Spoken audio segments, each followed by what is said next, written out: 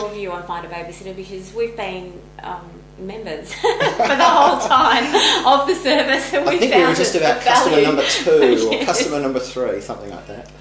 I take great heart, because I think what it does is remind us that business comes in all shapes and sizes. There are $100 million business deals being done every day, and $50 million and $20 million and $3 million. But you can still have a couple who sit down in their lounge room one day and go, we have we have an idea. And one of them maybe has the marketing end of it or the product end of it, and maybe the other half has got some technical skills, or at least there's a match, between a couple or 2 or 3 people.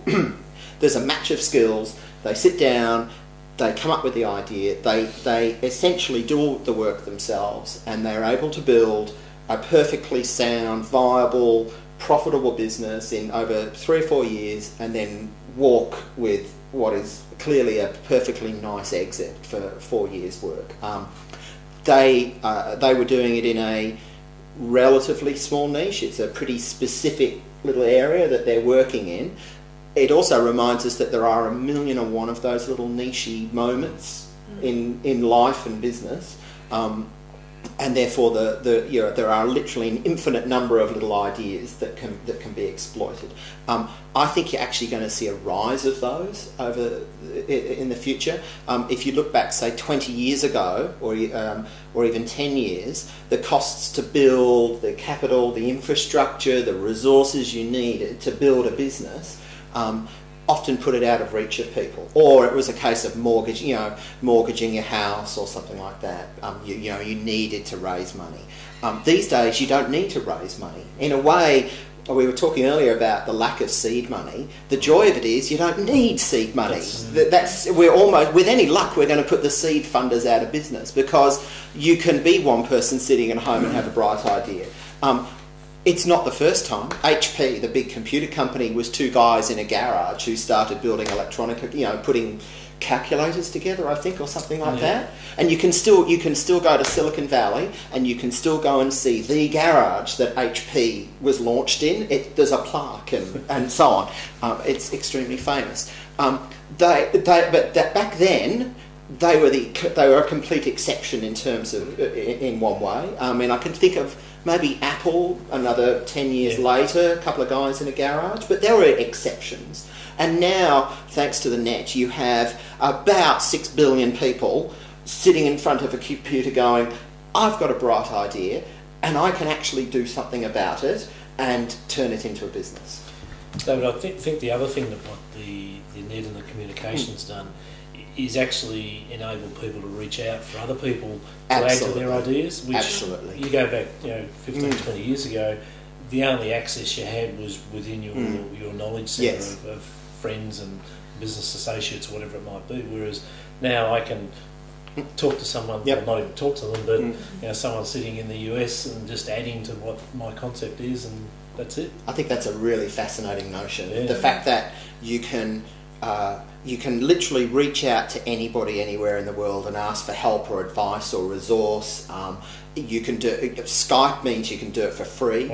I work with a company that has people in UK, USA, India and Australia. We talk once or twice a week. All people in all 4 countries come together for a call to talk about the business. It's almost zero cost startup. If you've got a computer, which almost everyone has, a computer you can literally buy a domain name for $10, get rolling, get some help from your friends. You don't need huge capital expenditure. You don't have to go and buy as much stuff as you used to. And the great thing is it's low or zero risk. If it doesn't work, it doesn't really matter. You don't even need an office, especially in the service space. Services are so well suited to that. There's an Australian company, internet firm called Forget the Milk. They're like an online to-do list service, and they started a few years ago. And actually somebody was telling me the other day that they'd moved their office to San Francisco, and I was just curious about that, to go, oh, hang on, maybe there's another bunch of Australians in San Francisco I should look up. And then I checked out online, they don't have an office. They have about 6 people employed, working on in the business, and they all live in different countries. Well, nearly all live in different countries. They don't have an office. They don't have a desk. Skype PIN number in 7 minutes. They don't. They use a private IRC channel, so that is a chat channel online, the ability to chat in private online. And there's no desk, there's no receptionist, there's no water cooler, there's no photocopier. The business doesn't exist except on the internet. Gary, did you want to add to that? Oh, it was just the concept of what the ability to start businesses now with online space is just reflecting on one of our clients started up a business, electrical goods distribution. They've managed to build that business purely on an online model. Out of half a dozen people in a small office, they don't have any physical warehouse capabilities.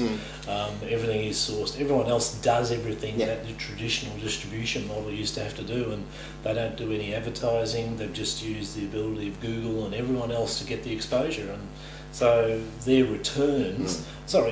There's two aspects of it. One, the risks that they took on in terms of the initial investment were really about developing the web. The web portal and all of that, which was part of their expertise, but they didn't start to have to take big leases on warehouses, etc. And so suddenly they've been able to start this business without significant seed capital, and yet they've managed to build that business quite significantly in the space of 2 to 3 years. And that model generally, again, to generalisation, is much more scalable. You can go from small size to mid size quite quickly. Well, you don't have to build a bigger warehouse each month or anything like that. Besides that, what they did is they took that model in electrical goods and have moved it into a completely different area of home furnishings and various other things. So all of a sudden, the investment that they made in building that thing is gone into a completely different thing for next to nothing. They've got this infrastructure they can now move around, look for other industries where they can exploit. It's great.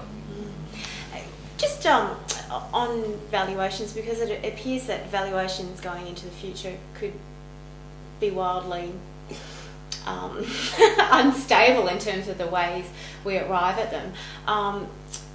Gary, for you, what is the nuttiest business valuation you've ever come across? It was one of those that, again, we just couldn't grapple the leverage that they were able to get and what it meant. And so it was a really difficult one to apply any fundamental principles to. And it had some early stage investments, but that actually got the point of establishing their business model and were actually generating money. But it was probably the most difficult one I've been involved in, and it was purely for stamp duty purposes, nothing else. Are you allowed to tell us that? Oh, that's all right, let me see the client. But yeah, I mean, Fiona, getting back to, I guess, your point of, will the future of the valuations, the whole methodology, and what we're used to, it's like everything comes back to a balance. You've always got things that are at the extreme, both ends. The majority of things will still fit it back in, because at the end of the day, people are putting up capital to get a return on their investment, and they will weigh the risks associated with one particular investment against another. A lot of people got severely burnt during the early parts of the tech boom. It's nothing new. You look at, I actually equated the early part of the tech boom to mining company. You go out, you suddenly do some prospecting, you tell people, I think there's some great gold in the ground. You raise millions of dollars, dig a few holes. Oh, sorry, it wasn't there. You move on to the next one, and there is always going to be that sort of risk capital around, and that what's happening is that risk capital is actually finding itself into a new domain called information technology. So someone's prepared to pay $1 billion for Twitter. Well, maybe it's someone. Think there's gold. They think there's gold, or alternatively, it costs $5 million just to put a hole down in the ground to try and find oil, and that's it. If you do find it, it's fantastic. If you don't, move on to the next one. I've been speaking today to Gary Graco from Nexia ASR. Thank you, Gary. Pleasure. Scott Kilmartin, who's the ringmaster and founder of Hall, with both the online and offline business, and David Eedle, who writes this blog with me. Thank you, everybody. Thanks, Fiona.